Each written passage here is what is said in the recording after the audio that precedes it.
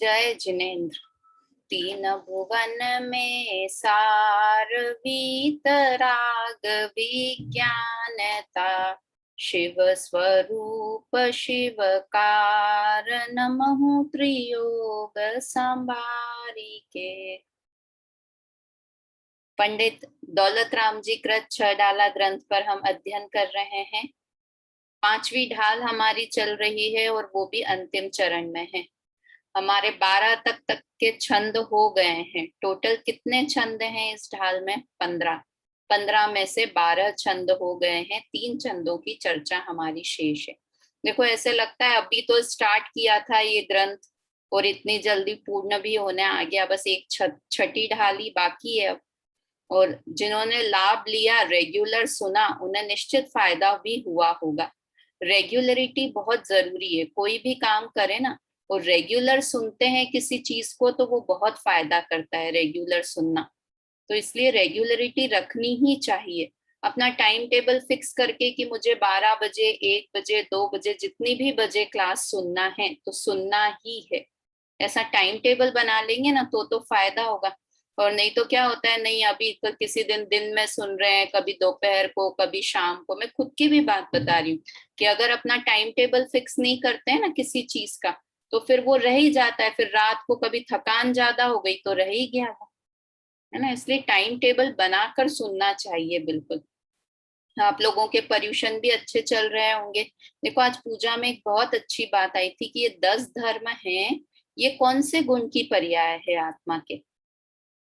क्षमा, मार्दव, आर्जव, सत्य, शौच, संयम, तप, त्याग, आकिंचन, ब्रह्मचर्य। ये कौन से गुण की पर्याय हैं आत्मा की? क्योंकि ये प्रकट करते हैं। देखो, मुनिराज प्रकट करते हैं। तो प्रकट करते हैं तो कोई भी चीज ऐसी प्रकट नहीं करते हैं कि जो बाहर से लेकर आए और फिर प्रकट की। मतलब जो भी चीज प्रकट करते हैं सम्यक दृष्टि जीव, तो वो क्या, जैसे सम्यक दर्शन प्रकट किया, सम्यक ज्ञान प्रकट किया, तो वो कैसे प्रकट करते हैं? कहीं बाहर से सम्यक दर्शन नहीं आता है। श्रद्धा गुण आत्मा में पहले से है, उसकी निर्मलता हो जाना, है ना, उसका सम्यक हो जाना, उसका नाम सम्यक दर्शन है। ऐसे ही हम कहते हैं ना, मुनिराज धारण करते हैं 10 धर्मों को, क्योंकि उत्तम क्षमा, तो उत्तम शब्द सम्यक दर्शन का सूचक है। और ये 10 धर्म मुनिराजों को मुख्य रूप से होते हैं। तो उत्तम क्षमा कहीं बाहर से आई और मुनिराज ने धारण कर ली, उत्तम मार्दव कहीं बाहर से आया और मुनिराज ने प्रकट कर लिया, कि नहीं, ये निश्चित ही किसी गुण की पर्याय है। तो कौन से गुण की पर्याय है? कि चारित्र गुण की निर्मल पर्याय है ये 10। चारित्र मोहनी के नाश में उत्पन्न होती है। मोहनी कर्म है ना, चारित्र मोहनी, उसके अभाव में। और या कहें कि गुण कौन सा है आत्मा का? कि चारित्र गुण। तो अभी क्षमा हमारी कैसी है? कि ढकी हुई है या अशुद्ध अवस्था में है। और जब सम्यक दर्शन के साथ मुनिराज क्रोध के अभाव रूप जो अवस्था होती है, वो क्षमा, उत्तम क्षमा धर्म नाम पाती है। समझ में आया? तो कौन से गुण की निर्मल पर्याय है? चारित्र गुण की निर्मल पर्याय है ये 10 धर्म। चलिए, अब आगे हम पढ़ते हैं। कल हमने कौन कौन सी, पहले तो 12 भावनाओं के नाम, 6 भावनाएं वैराग्य परक हैं और 6 भावनाएं तत्व परक हैं। अनित्य, अशरण, संसार, एकत्व, अन्यत्व, अशुचि, ये वैराग्य परक 6 भावनाएं थी। और फिर उसके बाद 6 कौन सी भावनाएं? आश्रव, संवर, निर्जरा, लोक, बोधि दुर्लभ और धर्म। उसमें हमारी लोक भावना तक की चर्चा हो चुकी है। आज हमें बोधि दुर्लभ और धर्म भावना पर चर्चा करनी है। तो मैं स्क्रीन शेयर करती हूँ आपके साथ। कल हमने लोक भावना का अंत में पढ़ा था, वो थोड़ा जल्दी में समय हो गया था। तो हमने क्या पढ़ा था? कि ब्रह्मा आदि किसी ने लोक को बनाया नहीं है, कोई इसको टिकाता नहीं है। जैसे बोलते हैं ना, ये लिखा विष्णु या शेषनाग, शेषनाग के ऊपर टिकी हुई है ये। देखो, मैंने शायद आपको पहले बताया था कि नहीं, कि हमारे एक कोई पहचान वाले हैं, हमारे बिल्डिंग में रहते हैं, तो उनके घर पर भूमि पूजन हुआ ना। तो उन्होंने मतलब उनके घर पर उन्होंने कुछ फार्म हाउस वगैरह लिया, तो भूमि की पूजा की। तो शायद पहले तो ये तो बताया ही था कि उन्होंने वहां पर ऐसे, जो महाराज है, उन्होंने 5 ईंटें रखवाई, वहां पर कि ये जमीन के अंदर नींव नींव खोदा, फिर नींव के अंदर वो 5 ईंटें रखनी थी। तो वो उन ईंटों को किससे धोया? गोबर से, गोमूत्र से, हनी से, दूध से, दही से और फिर पानी से। मतलब ये इतनी अशुद्ध चीजें, उन्हें खुद को उसको वैसे डालना भी नहीं था, उसे हाथ में लेके उससे हाथ से पूरा मसलना था उस ईंट को। ऐसे 5 ईंटों को उन्होंने ऐसे किया। मतलब वो खुद ऐसे गंदा मुंह बना रहे थे, किंतु फिर भी उसे पवित्र मानकर उसके ऊपर कर रहे थे। फिर लास्ट में पानी से धोकर और फिर उसके अंदर रख दी। लॉजिक क्या, कुछ पता नहीं, बस पंडित जी ने बोला है इसलिए हमें करना है। ये तो बात हुई। मैं यहाँ पे कह रही हूँ कि ये लोक को किसने टिका रखा है? शेषनाग आदि ने। तो उन्होंने फिर उसके बाद चांदी के छोटे छोटे नाग बनवाए दो, और गाय का सर बनाया और उसके ऊपर 2 सींग, गाय के ऊपर बैल के ऊपर 2 सींग। वो मतलब बैल का मुंह था और उसके 2 सींग बने हुए थे, और वो नाग था एक। तो मैंने कहा ऐसे चांदी के, और एक आध चीज कुछ और थी मुझे ध्यान नहीं आ रहा है। मैंने कहा ये फिर चांदी का उसके अंदर, भूमि के अंदर रख दिया, और वो ईंटें भी रख दी, और भी कुछ थोड़ा बहुत सामान डाला, और फिर उसके ऊपर मिट्टी डाल दी। तो मैंने कहा ये क्यों डाला आपने नाग और बैल का ऐसे, बैल के 2 सींग, ऐसा बैल का मुंह और सींग के साथ? तो बोले कि इससे है ना, धरती हमारी जमीन के ऊपर भूकंप नहीं आएगा। मैंने कहा भूकंप नहीं आएगा मतलब कैसे? तो बोले इस धरती को शेष नाग ने के ऊपर, ये लोक, ये धरती शेष नाग के ऊपर टिकी हुई है, और या फिर बैल के सींग के ऊपर, सींगों के ऊपर टिकी हुई है। तो हमने वो दोनों चीजें इसमें भूमि में डाल दी है, तो नाग देवता और बैल वो दोनों हमारी रक्षा करेंगे। वो चांदी की डाल दी ना, तो वो हमसे प्रसन्न रहेंगे और हमारी भूमि के ऊपर भूकंप नहीं आएगा। ये विष्णु आदि, शेषनाग आदि ने उसे टिका रखा है। तो वास्तव में ऐसा है। मतलब इतना आश्चर्य होता है, इतने एजुकेटेड लोग, वो बहुत बड़े वो हैं, जज हैं, बहुत बड़े अच्छी पोस्ट पर हैं, मतलब एजुकेटेड हैं, उसके बाद भी ऐसा कि यहाँ पर नाग डाल रहे हैं और उस नाग देवता को पता चल गया। मतलब तुम दूसरी चीजें करो कि वो आजकल यंत्र इलेक्ट्रॉनिक वो आते हैं कि वो नीचे जमीन पे डाल देते हैं, तो उसके कारण बिजली नहीं गिरती है, या कुछ दूसरा साइंटिफिक रीजन से करो तो भी समझ में आता है। ये मूर्खता भरे काम करना मतलब इलॉजिकल। तो ये विष्णु की, अगर शेषनाग हिल गया मतलब कितने दिन बेचारा सीधा खड़ा रहेगा? कभी तो हिलेगा। तो वो थोड़ा सा हिलता है ना, उसी समय भूकंप आता है। और जिस दिन उसका सर फिर गया, पूरा का पूरा हिल गया, तो पूरी धरती नष्ट हो जाएगी। ऐसा है, एक तिर्यंच गति का जीव इस लोक को टिकाए हुए है। ऐसा हो सकता है? मतलब किसी भी, ये दूसरी बातें, कई बार क्या होता है कि अपन दूसरी चीजें देखते हैं ना, तो भी अपने जैन धर्म की और ज्यादा महिमा आती है कि कितनी लॉजिकल बातें हैं। हमारे यहाँ जब ये मंदिरों के भी शिलान्यास वगैरह होते हैं, भूमि पूजन होती है, तो उसमें अपन कितनी सूखी चीजें डालते हैं, सूखी सुपारी, सरसों के दाने, या जो भी, मुझे पूरी चीजें नहीं ध्यान है, पर ऐसी चीजें डालते हैं जिसमें हिंसा नहीं हो, है ना। मतलब हिंसा की, ये गोमूत्र, गोबर और हनी, मधु, ये शहद, ये सब चीजें डालना, तो ये सब चीजों का प्रयोग करना जिससे हमें घृणा आती है, और वो शुद्धि के साधन कैसे हो सकते हैं? मतलब मुझे ऐसे बार बार विचार आता है कि हम जैन धर्म पर जितना प्राउड कर सकें ना, ये भजन है ना, तुम जैन कुल में जन्मे अभिमान करो ना। अभिमान होना चाहिए कि हमें जैन धर्म मिल गया है।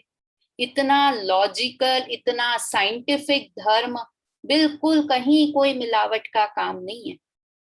तो इन्होंने तो शेषनाग पर लोक को टिका रखा है। और हमारे यहाँ लोक कैसे टिके हुआ है? लोक अभी कल ही शॉर्ट वीडियो भेजा था ना, 2 दिन पहले, किसके ऊपर टिका हुआ है? ये 3 लोग, कि हवा के ऊपर घनोदधि वातवलय, घन वातवलय, तनु वातवलय, हवाओं का प्रेशर, इधर से भी हवा, इधर से भी हवा, दोनों तरफ से, ऊपर नीचे से भी हवा, और बहुत तेज वाली हवा, तो वो चीज वहीं के वहीं टिकी हुई है इस कारण से।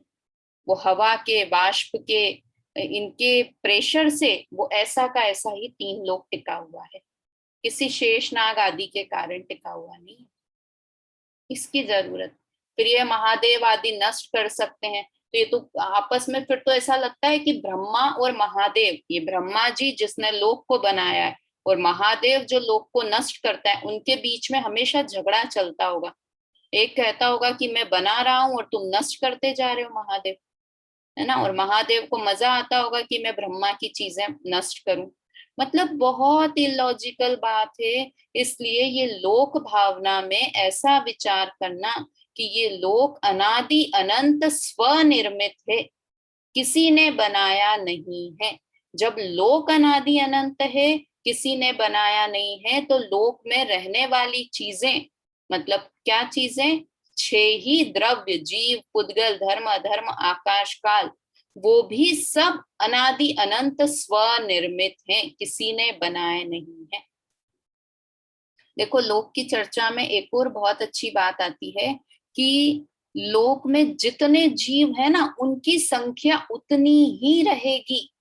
जितने पहले दिन थे, मतलब पहला दिन तो है ही नहीं, कि लोक कब से शुरू हुआ, कि अनादि का है, तो अनादि से ही जितने, समझो आप, लाख जीव हैं एक एग्जाम्पल के लिए, तो वो अंत तक, अनंत काल तक लाख ही रहेंगे, एक भी जीव नष्ट नहीं होगा।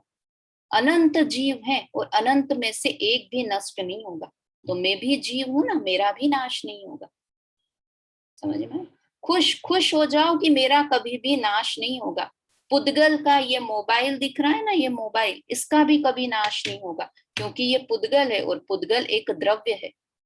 तो उस पुद्गल द्रव्य का भी कभी नाश नहीं होगा। ये मोबाइल की पर्याय पलट के कुछ और पर्याय हो जाए, किंतु इस पुद्गल द्रव्य का कभी भी नाश नहीं होगा।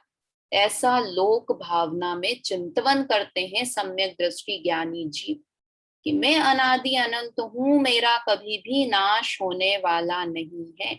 उनके दिमाग में बारंबार ये बात चलती रहती है, ये विचार घूमता रहता है उनके दिमाग में हमेशा, कि मेरा कभी भी नाश होने वाला नहीं है। किस समय, सुबह, दोपहर, शाम, किस समय चिंतवन करते हैं ऐसा, कि हमेशा 24/7 उनके दिमाग में ये बात फीड रहती है कि मेरा कभी भी नाश होने वाला नहीं है। समझ में आया?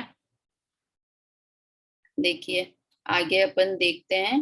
अब आज की भावना 13 नंबर की छंद है, भावना 11 नंबर की भावना है और छंद 13 है। सम्यक ज्ञान की दुर्लभता दर्शाने वाली बोधि दुर्लभ भावना है। पढ़ते हैं एक बार हम यहाँ से।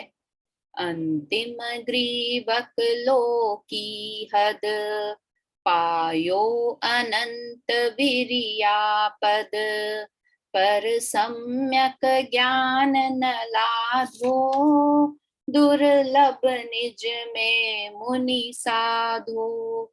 ये देखो पुरानी छ डाला में पे की जगह पर है, पर सम्यक ज्ञान न लाधो। एक बार फिर से बोलते हैं।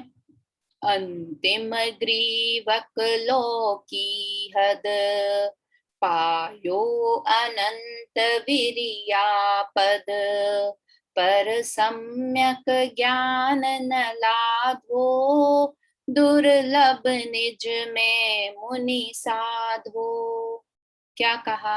अंतिम ग्रीवक लोकी हद, अंतिम ग्रीवक, ग्रीवक तक मतलब लोक के अंत, हद तक मतलब हद पर, मतलब ग्रीव्यक तक, ग्रेव्यक तक, हद मतलब तक।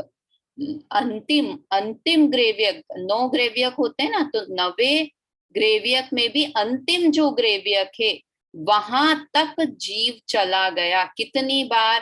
पायो अनंत विरियापद, अनंत बार वहां पर ग्रेव्यक तक चला गया, ग्रेव्यक में देव के पद पर चला गया। कितनी बार? अनंत बार। यह शब्द सुना हुआ दिख रहा है, ग्रेव्यक शब्द। कब पढ़ा था अपन ने ये? ध्यान आ रहा है? किसको ध्यान आ रहा है? बीना आंटी, ध्यान आ रहा है? कहाँ पढ़ा था ग्रेव्यक शब्द? चौथी ढाल में पढ़ा था अपन ने। कोटि जन्म तप तपे कर्म ज्ञान बिन कर्म झरे जे, ज्ञानी के त्रिगुप्ति माहि ते सहज टरे ते। मुनिव्रत धार अनंत बार ग्रेवक उपजायो, अनंत बार ग्रीवक उपजायो। पायो अनंत वीरियापद, अनंत बार ग्रीवक उपजायो, अनंत बार ग्रीवक तक गया। पे निज आत्म ज्ञान बिना सुख लेश न पायो, पे सम्यक ज्ञान न लाधो। है ना, क्या कहा, बिल्कुल सिमिलर टाइप के छंद हैं ना। पहले तो देखो बोधि और दुर्लभ का अर्थ क्या होता है वो समझे तो अपन को आगे रह गया। बोधि दुर्लभ शब्द का अर्थ, बोधि का अर्थ होता है ज्ञान, और दुर्लभ किसे कहते हैं कि जो बहुत सुलभ नहीं हो वो दुर्लभ। सुलभ किसे कहते हैं, बहुत इजीली अवेलेबल, उसे कहते हैं सुलभ। सुलभ शौचालय बनते हैं ना आजकल, सुलभ मतलब सरकार ने बनाए हैं सुलभ शौचालय। तो कैसे हैं वो कि जगह जगह पर आपको थोड़ी दूर पे जाएंगे और आपको इजीली अवेलेबल है वो चीज, है ना, तो उसे कहते हैं सुलभ। और दुर्लभ किसे कहते हैं कि जो इजीली अवेलेबल नहीं है उसे कहते हैं दुर्लभ। तो ज्ञान दुर्लभ है ऐसी भावना। तो कहा ज्ञान दुर्लभ है ऐसे कैसे, ज्ञान तो आप तो कहते हो ज्ञान मेरा स्वभाव है, जीव बना हुआ ही ज्ञान का है, और यहाँ कह रहे हैं कि ज्ञान दुर्लभ है, मुश्किल है ज्ञान। कि ज्ञान तो जीव का स्वभाव है, किंतु सम्यक ज्ञान है वो दुर्लभ है।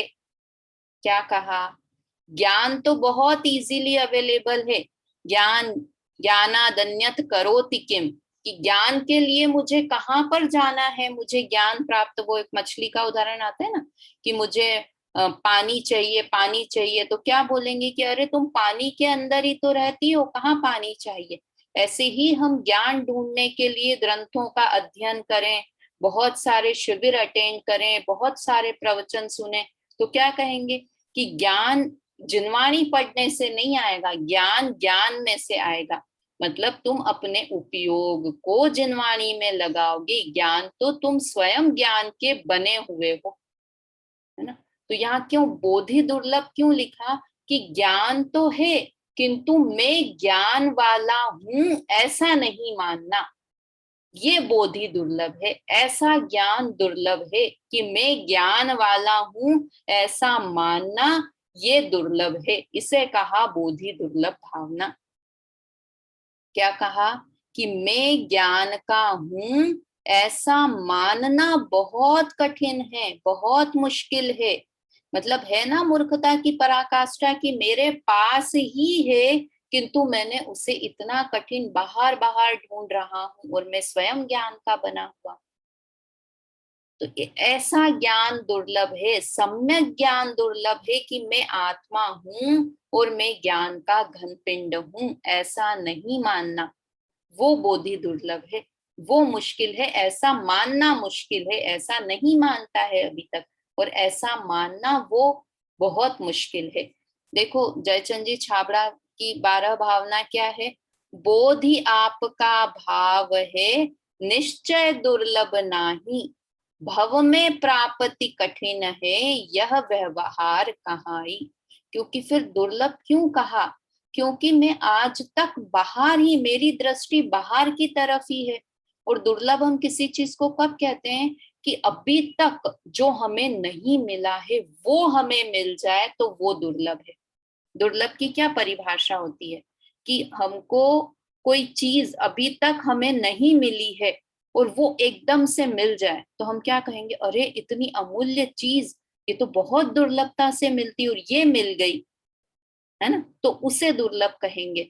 जैसे कि चिंतामणि रत्न के लिए बोलते हैं ना कि चिंतामणि रत्न प्राप्त करना बहुत मुश्किल है। क्यों, क्योंकि लाखों हजारों करोड़ों लोगों में एक को मिलता है, करोड़ों अरबों खरबों लोगों में एक को मिलता है चिंतामणि रत्न, इसलिए वो दुर्लभ है। और आज तक कभी मिला भी नहीं है इसलिए भी दुर्लभ है।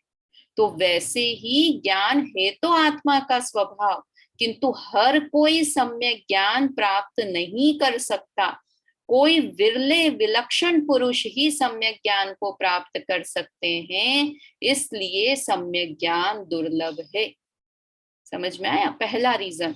और दूसरा कि आज तक कभी भी मैंने प्राप्त नहीं किया, इसलिए भी वो दुर्लभ है तो पास में ही, किंतु आज तक वो चीज नहीं मिली, इसलिए उसे कहा कि दुर्लभ है। समझ में आया? तो ऐसी बोधि दुर्लभ भावना के लिए क्या लिखा दौलत राम जी साहब ने कि, देखिए एक मिनट स्क्रीन शेयर कर लेती हूँ। अंतिम ग्रीवक लोकी हद, अंतिम ग्रीव्यक तक चला गया। जब हम चौथी ढाल पढ़ रहे थे तब भी हमने बात की थी कि मिथ्या दृष्टि जीव कहाँ तक जा सकता है, कि मिथ्या दृष्टि जीव तो 16वें स्वर्ग तक जा सकता है, किंतु अगर भावलिंगी मुनिराज द्रव्यलिंगी मुनिराज बन गया तो द्रव्यलिंगी मुनिराज 9वें ग्रेव्यक तक जा सकते हैं। 9 ग्रेव्यक, उसके बाद 9 अनुदिश और 5 अनुत्तर विमान। अभी आपको मैं और शॉर्ट वीडियोस भेजूंगी, उसमें और क्लियर होगा ऊर्ध्वलोक का कि क्या है। 16 स्वर्ग है ऊर्ध्वलोक में, उसके बाद 9 ग्रेव्यक, 9 अनुदिश और 5 अनुत्तर विमान। तो 9वें ग्रेव्यक तक मिथ्या दृष्टि जा सकता है। मिथ्या दृष्टि अर्थात मिथ्या ज्ञानी, जिसे ज्ञान नहीं है, वो भी वहां तक जा सकता है। फिर 9 अनुदिश और 5 अनुत्तर में भावलिंगी मुनिराज ही जा सकते हैं। समझ में आया? अपन ने तब भी चर्चा की थी अच्छे से। तो वो मैंने अंतिम ग्रीव्यक तक कितनी बार वहां के इंद्र का, वहां पर कैसे होते हैं 16 स्वर्ग तक तो भेद होते हैं, 10 तरह के इंद्र, सामानिक, त्रायंत्रिश, ऐसे सारे तरह के भेद होते हैं। मंत्री भी होते हैं, पुरोहित भी होते हैं, नगरवासी भी होते हैं, कोतवाल भी होते हैं, राजा भी होते हैं, हाथी घोड़े भी बनने वाले वाहन होते हैं, सब चीजें होती है। किंतु उसके ऊपर सब कैसे होते हैं, 9 ग्रेव्यक, 9 अनुदिश, 5 अनुत्तर में अहमिंद्र, सब अपने अपने इंद्र होते हैं, कोई ऊंच नीच नहीं है, सब एक लेवल के राजा हैं।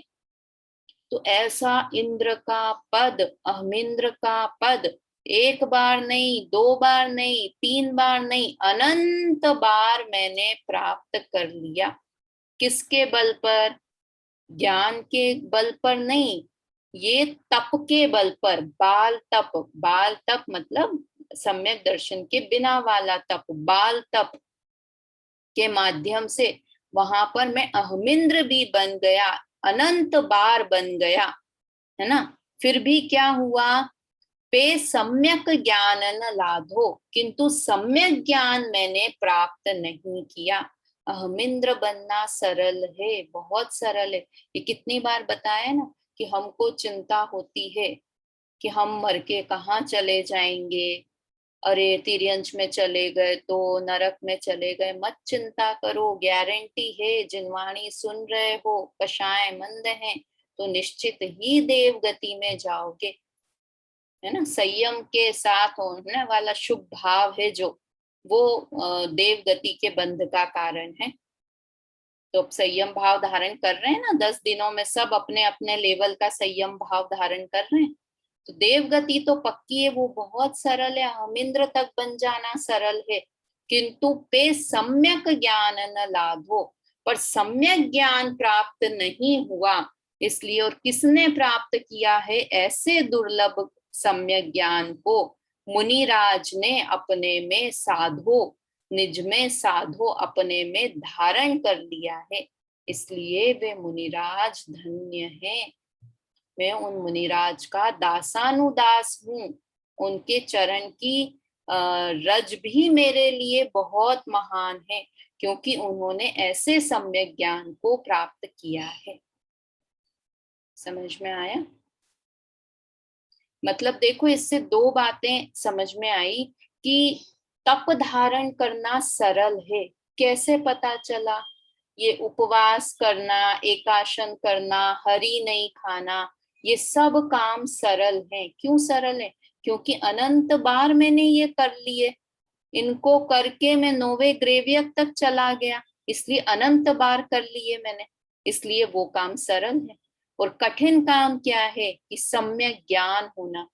ज्ञान या क्षयोक्षम ज्ञान की बात नहीं है। जब अपन ने पूरी चौथी ढाल पढ़ी थी तब मैं बार बार कह रही थी कि वहां पर ये कोटि जन्म तप ते निज आत्म ज्ञान बिना सुख लेश न पायो, तो वहां कहीं भी क्षयोक्षम ज्ञान की बात नहीं समझना। यहाँ बोधि दुर्लभ भावना में भी क्षयोक्षम की ज्ञान प्राप्त करना कठिन है।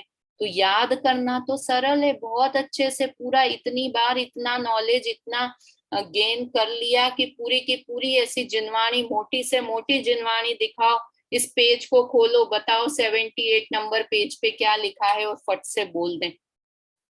ऐसा क्षयोक्षम ज्ञान भी अनंत बार कर लिया, किंतु सम्यक ज्ञान, सही ज्ञान, आत्मज्ञान आज तक नहीं किया।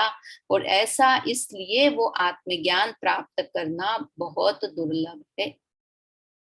क्या लिखा देखिए, अंतिम 90 ग्रेवियक तक का पद अनंत बार प्राप्त किया, तथापि सम्यक ज्ञान प्राप्त न हुआ। मतलब इंद्र बन गया, अहमिंद्र बन गया, किंतु उसका सम्यक ज्ञान से कोई रिलेशन नहीं है। ऐसे दुर्लभ सम्यक ज्ञान को मुनिराजों ने अपने आत्मा में धारण किया है। ऐसे सम्यक ज्ञान को मुनिराज धारण करते हैं। देखो यहाँ पर फिगर बनाया हुआ है, ये मुनिराज हैं और ये 90 ग्रेवियर के 9 बना दिए इन्होंने, 9 अहमिंद्र है ना, ये अहमिंद्र बना दिए और ये मुनिराज है, ये द्रव्यलिंगी मुनिराज है समझो। तो ये द्रव्यलिंगी मुनिराज अहमिंद्र के पद को भी इन्होंने प्राप्त कर लिया।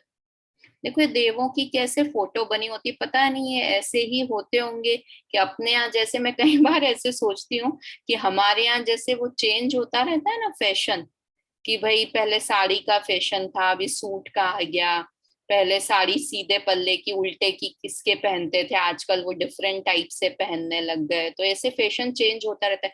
पर ये देवों का क्या हमेशा ऐसा ही रहता है क्या? मैं कई बार ऐसे सोचने में आता है, क्योंकि देवों की कभी भी अपन आंख बंद करके भी सोचो, देव तो वैसे ही मुकुट लगाए हुए, अपन जब ये करते हैं ना विधान वगैरह भी, तो देव बनाते हैं तो मुकुट लगा देते हैं, हार पहना देते हैं। तो हमेशा पता नहीं अब उनकी ये यूनिफॉर्म है या कैसे होते होंगे देव, वहां पे भी फैशन चेंज होता रहता होगा कि नहीं, वो तो देव गति में जाके ही पता करना पड़ेगा। यहाँ बैठ के तो पता नहीं लग सकता है। ये तो इमेज है एक चित्रकार की जो ऐसा बनाया हुआ है। देखिए भावार्थ, मिथ्या दृष्टि जीव मंद कषाय के कारण अनेक बार 90 ग्रेव्य तक उत्पन्न होकर अहमिंद्र पद को प्राप्त हुआ। मंद कषाय के कारण क्यों लिखा? कि ऐसा द्रव्यलिंगी मुनिराज बन गया कि जिसके पूरे मुनिराज के मेरा जीव, ऐसा मुनिराज बन गया कि पूरे शरीर को कट कर दो और उसमें नमक मिर्ची, कटे हुए पे कभी नमक मिर्ची नींबू लगा दो, किंतु वो उफ तक नहीं करें और अपनी आंख की कोर लाल तक नहीं करें, इतना सा रंच भी गुस्सा नहीं करें। इतनी मंद कषाय मैंने अनंत बार की है। मतलब सोचो तो कैसा जीव अनादि काल का है और कैसे कैसे भाव में करके आया हूं। अभी हम छोटा सा क्रोध हो जाए, छोटा सा क्षमा हो जाए तो अपने आप को महान मानने लगते हैं। अरे ऐसा अनंत बार करके आए हैं, परंतु उसने एक बार भी सम्यक ज्ञान प्राप्त नहीं किया, क्योंकि सम्यक ज्ञान प्राप्त करना अपूर्व है। उसे तो स्वान्मुक्ता के अनंत पुरुषार्थ द्वारा ही प्राप्त किया जा सकता है, और ऐसा होने पर विपरीत अभिप्राय आदि दोषों का अभाव होता है। विपरीत अभिप्राय बोले या मिथ्या दर्शन का, मिथ्या दर्शन का अभाव, मतलब ये सम्यक ज्ञान कब होता है? कि सम्यक दर्शन के साथ में होता है, सम्यक दर्शन पूर्वक होता है। सम्यक दर्शन ज्ञान आत्मा के आश्रय से होते हैं, पुण्य से, शुभ राग से, जड़ कर्मादि से नहीं होते। सम्यक दर्शन सम्यक ज्ञान कैसे प्राप्त होगा? कि एक आत्मा का आश्रय करेंगे तो ये प्राप्त होगा।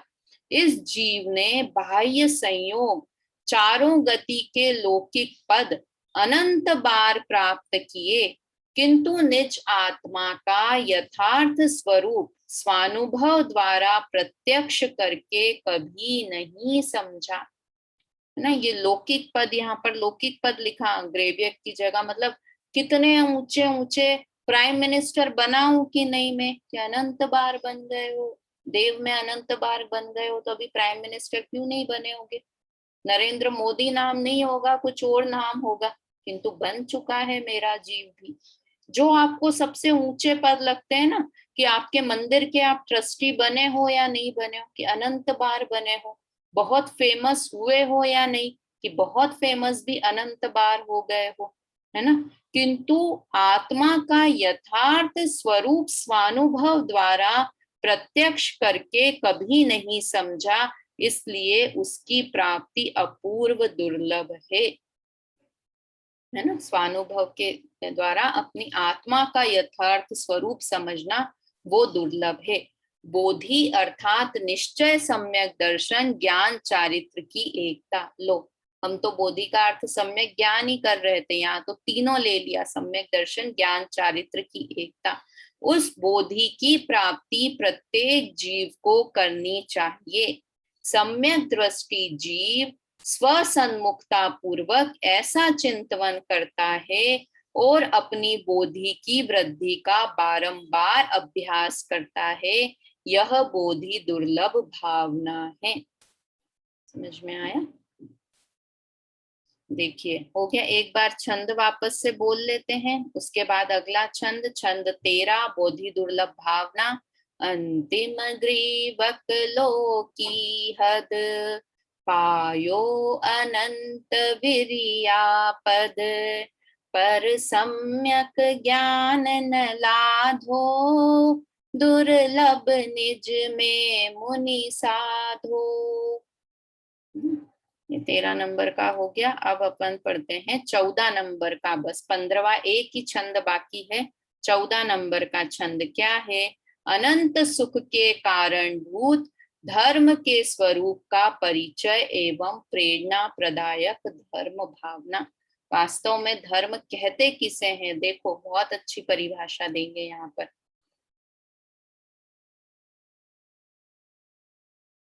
क्या लिखा?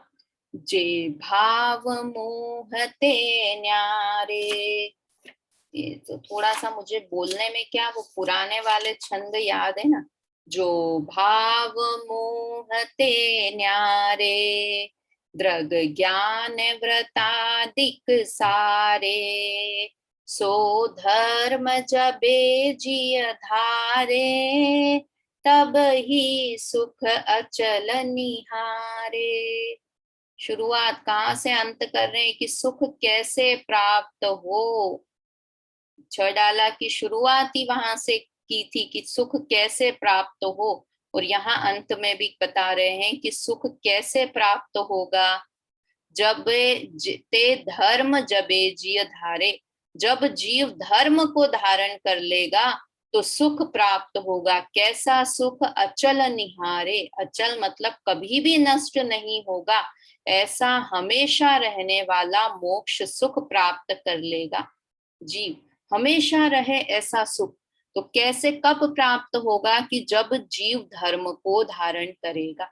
तो कहेंगे कि कैसी बात करते हो आप, धर्म क्या धारण करना, हम तो रोज ही धर्म करते हैं, रोज पूजा करते हैं, रोज प्रवचन सुनते हैं, रोज व्रत उपवास करते हैं, अष्टमी चतुर्दशी को हरि नहीं खाते हैं, और आप कहते हो हम धर्म नहीं करते।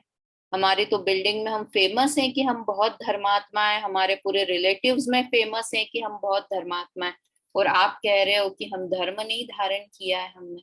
हम धर्म धारण करेंगे तभी सुखी होंगे। तो क्या बात है, हमने धर्म किया है या नहीं किया है? कि जो ये आप गिना रहे हो ना कि रात्रि भोजन नहीं करते हो, पानी छान के पीते हो, पूजा करते हो, पाठशाला सुनते हो, प्रवचन सुनते हो, ये किसने कहा कि धर्म है? ये तो पुण्य भाव है, ये धर्म है ही नहीं। हमारी सबसे बड़ी गलती, जो गलती हो रही है ना, मुझे ऐसा लगता है हम इतने सालों से सुन रहे हैं किंतु फिर भी सम्यक दर्शन क्यों नहीं हो रहा है, कि हमने गलत चीज को धर्म मान रखा है। पुण्य को धर्म मान रखा है, इसलिए हम धर्म करने की कोशिश भी नहीं करते हैं। समझ में आया? तो देखो धर्म कहते किसे हैं, आपने परिभाषा कभी ऐसे समझे कि धर्म किसे कहते हैं? एक बहुत आती है फेमस, वस्तु स्वभावो धम्मो, वस्तु के स्वभाव को धर्म कहते हैं। किसे कहते हैं धर्म? वस्तु के स्वभाव को धर्म कहते हैं ना। अब वस्तु का स्वभाव क्या, कि जैसे कोई महिला है, स्त्री है, तो अपन क्या बोलते हैं, ये इसका स्त्री धर्म है, ये पति धर्म है ना, ये बच्चों का धर्म है। तो यहाँ भी धर्म लगा दिया हमने। हम तो कह रहे हैं वस्तु का स्वभाव। तो क्या हुआ कि जो महिला नाम की वस्तु है, उसका ये धर्म है कि वो अपने परिवार की देखभाल करे। जो पति नाम की वस्तु है, उसका ये स्वभाव है, धर्म है, मतलब वस्तु का स्वभाव बोल रहे ना। जो पति नाम की वस्तु है, उसका ये स्वभाव है, क्या स्वभाव है, कि वो घर का ध्यान रखे, अपनी स्व स्त्री में संतोष करे। और स्त्री का धर्म है कि वो अपने पति का में संतोष करे। मतलब ये स्त्री का स्वभाव है। समझ में आया? ये पुरुष का स्वभाव है। और जो स्त्री ऐसा नहीं करती है, अपने पुरुष में संतोष नहीं रखती है, तो उसे क्या कहते हैं? अधर्मी कहते हैं। कि वो अपने स्वभाव, उसका स्वभाव है कि अपने पति को पूरा समर्पण करे। समझ में आया? हमें धर्म, वस्तु के स्वभाव को धर्म कहते हैं, वो समझाने की कोशिश करें। कोई भी वस्तु का स्वभाव, इस पेन का क्या धर्म है, कि ये इसमें ये लिखने के काम में आए, ये इसका धर्म है, ये इसका, क्योंकि ये स्वभाव है, इसलिए लिखना ये इसका धर्म हुआ, क्योंकि ये इसका स्वभाव है। स्वभाव को धर्म कहते हैं। बहुत बहुत सरल चीज है, स्वभाव को धर्म कहते हैं, है ना। तो अब ये पूजा करना ये मेरा स्वभाव नहीं है, प्रवचन सुनना ये मेरा स्वभाव नहीं है, भोजन नहीं करना, उपवास करना ये मेरा स्वभाव नहीं है। भोजन नहीं करना, उपवास करना मेरा स्वभाव नहीं है, तो खाना खाना भी मेरा स्वभाव नहीं है। समझ में आ रहा है? स्वाध्याय करना मेरा स्वभाव नहीं है, तो मूवी देखना भी मेरा स्वभाव नहीं है, टीवी देखना भी मेरा स्वभाव नहीं है। तो मेरा स्वभाव क्या है, मेरा धर्म क्या है, कि क्या है, कि मोह से न्यारा। देखो यहाँ पर लिखा है कि मेरा स्वभाव क्या है, किसे धर्म कहते हैं? जो भाव मोहते न्यारे, द्रग ज्ञान व्रतादिक सारे। कि जो मोह से भिन्न, जो मोह से रहित, ऐसे ज्ञान, दर्शन और व्रत, मतलब सम्यक दर्शन, सम्यक ज्ञान और सम्यक चारित्र है, यही मेरा स्वभाव है, इसलिए यही धर्म है। क्या कहा? जो भाव मोहते न्यारे, ऐसे भाव, ऐसे परिणाम, है ना, भाव का अर्थ यहाँ परिणाम, ऐसे भाव, ऐसे परिणाम जो मोह से रहित हैं, ये निगेटिव तरीके से बता दिया। ऐसा परिणाम जो कि मोह से रहित है, और किससे सहित है, कि सम्यक दर्शन, सम्यक ज्ञान, सम्यक चारित्र से सहित है, ऐसे परिणाम यही मेरा स्वभाव है, इसे ही धर्म कहते हैं। और ऐसा धर्म जब जीव धारण करता है, ते धर्म, सो धर्म जबे जिय धारे, सो है यहाँ पर 23 में लिखा। ऐसा धर्म, कैसा धर्म, कि मोह से रहित और सम्यक दर्शन, सम्यक ज्ञान, सम्यक चारित्र से सहित। ये शब्द बड़े बड़े हैं, वास्तव में बोले तो ज्ञान से सहित, आत्मज्ञान से सहित जो भाव है, वही धर्म है। वो धर्म जबे जिय, जिय मतलब जीव, जीव जब ऐसे धर्म को धारण करता है, तब ही सुख अचल निहारे। तब 1 मिनट में देर नहीं लगेगी, तब ही सुख की प्राप्ति हो जाती है। तब ही निहारे मतलब सुख को देखता है, सुख का स्वाद चख लेता है। जब सम्यक दर्शन हुआ, सम्यक दर्शन हुआ तब सुख का स्वाद जीव चख लेता है। समझ में आया क्या है धर्म और हम किसे समझते हैं धर्म? इन 10 दिनों हमने व्रत उपवास कर लिए। देखो धर्म 10 लक्षण, धर्म को भी धर्म कहते हैं। ये पर्युषण के 10 धर्म बोलते ही उत्तम क्षमा मार्दव, ये भी धर्म है। और सम्यक दर्शन ज्ञान चारित्र, ये भी धर्म है। कितनी सारी धर्म की परिभाषाएं। इनको भी धर्म क्यों कहते हैं? क्योंकि ये भी आत्मा के स्वभाव है। क्षमा आत्मा का स्वभाव है, वस्तु स्वभावो धर्मो, तो ये आत्मा का स्वभाव है, इसलिए आत्मा के धर्म है। मार्दव आत्मा का स्वभाव है, इसलिए मार्दव धर्म है। समझ में आया? स्वभाव इज इक्वल टू धर्म, ये परिभाषा याद रख लो, बहुत काम में आएगी। किसे कहते हैं धर्म? स्वभाव को धर्म कहते हैं। इसलिए इन क्षमा मार्दव आर्जव ये सब आत्मा के स्वभाव हैं। अभी शुरुआत की थी ना अपन ने कि चारित्र गुण की पर्याय हैं। चारित्र गुण मतलब मेरा गुण, इसलिए मेरा स्वभाव है। तो ये मेरी पर्याय हैं और इसलिए ये धर्म है। समझ में आया? यहाँ पे ज्ञान दर्शन, सम्यक दर्शन, सम्यक ज्ञान, सम्यक चारित्र को भी धर्म कहते हैं, क्योंकि ये भी आत्मा का स्वभाव है। ज्ञान आत्मा का स्वभाव है, इसलिए ज्ञान भी धर्म है। जो जो जिसका स्वभाव है। अग्नि का धर्म क्या है? कि गर्मी होना, ये गर्मी, आग का स्वभाव क्या है? गरम, और गरम होना वो अग्नि का धर्म है। पानी का स्वभाव क्या है? कि बहते रहना, तो बहना ये पानी का धर्म है। जो स्वभाव है वही धर्म है। समझ में आया? देखिए अन्वयार्थ एक बार पढ़ लेते हैं। मोह से भिन्न जो सार रूप, सारे लिखा है ना, जो सार रूप, सारभूत, सारे मतलब सब नहीं लिया यहाँ पर, सार रूप अर्थात निश्चय दर्शन ज्ञान चारित्र रूप रत्नत्रय आदिक भाव है। जे भाव लिखा था ना, जो भाव हैं वे धर्म हैं। जब जीव उस धर्म को धारण करता है तब ही वह अचल सुख अर्थात मोक्ष देखता है, अर्थात मोक्ष को प्राप्त करता है। भावार्थ और पढ़ लेते हैं। मोह अर्थात मिथ्या दर्शन, अतत्व श्रद्धान, उससे रहित निश्चय सम्यक दर्शन, सम्यक ज्ञान और सम्यक चारित्र अर्थात रत्नत्रय ही सार रूप धर्म है। व्यवहार रत्नत्रय धर्म नहीं है, ऐसा बताने के लिए यहाँ छंद में सारे शब्द का प्रयोग किया है। सारे मतलब सार रूप मतलब निश्चय, सार रूप मतलब निश्चय रत्नत्रय है, वही धर्म है। व्यवहार रत्नत्रय कौन से होते हैं? हमने पढ़े थे तीसरी ढाल में। देव शास्त्र गुरु का श्रद्धान, सात तत्व का श्रद्धान, स्व और पर का श्रद्धान, ये व्यवहार रत्नत्रय है ना। श्रद्धान, ज्ञान और आचरण तीनों में लगा लेना है ना। ये व्यवहार सम्यक दर्शन ज्ञान चारित्र है।